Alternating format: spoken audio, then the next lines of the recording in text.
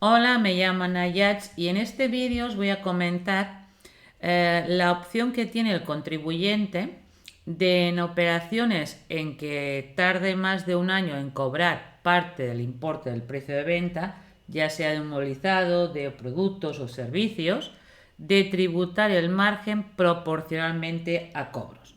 Esto figura en el artículo 11, apartado 4 de la normativa fiscal. Ya digo, es una opción, no es una obligación.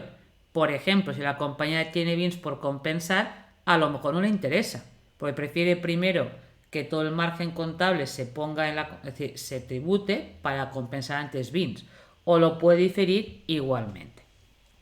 Lo importante es que el diferimiento solo es posible siempre que parte del precio que se cobre por el producto o por el bien que se entregue al cliente se tarde una parte de ese precio más de un año en cobrar, ¿vale? Luego también es una cuestión de que si la empresa lo que el cliente no le ha pagado lo renegocia con el banco para que lo anticipe con una línea de factoring o una línea de descuento, como ya ha percibido ese dinero, aunque no sea el cliente, automáticamente revierte de golpe lo que era el importe diferido. Y también es importante comentar que yo no puedo hacer deterioro de un saldo de crédito moroso si previamente no he integrado dicho margen. Vamos a ver un ejemplo.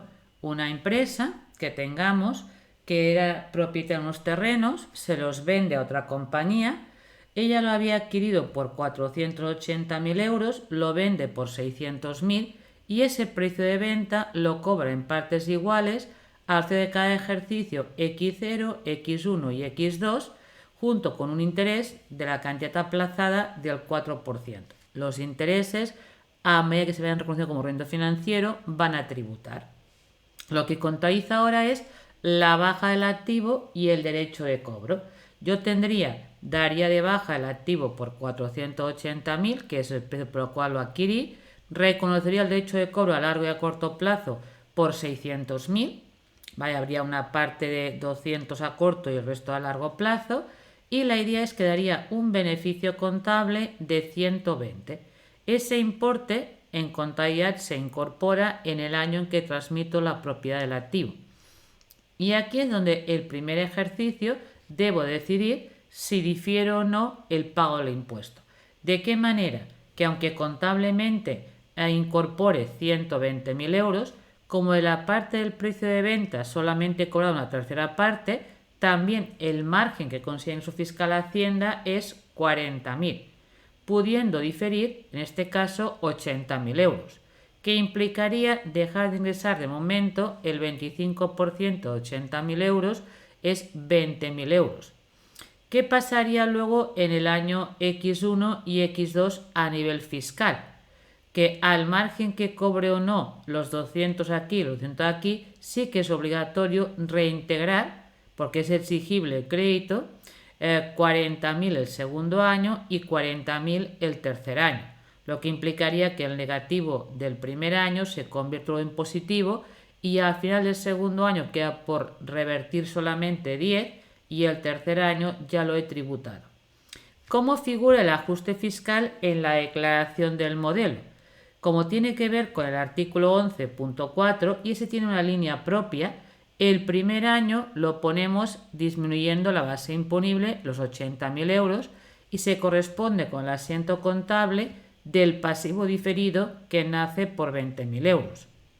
Mientras que en el año X1 y X2 lo que haría es al lado contrario de aumentos, como la contabilidad ya lo imputó todo en el año X0, yo de tributar arranco de contar este año no está incorporado y de añadir los 40.000 que había diferido. Esto al hacerlo quiere decir cancelar en el año X1 y el 2 lo que es el pasivo diferido que había pendiente de ingreso contra impuesto diferido porque ya lo he tributado.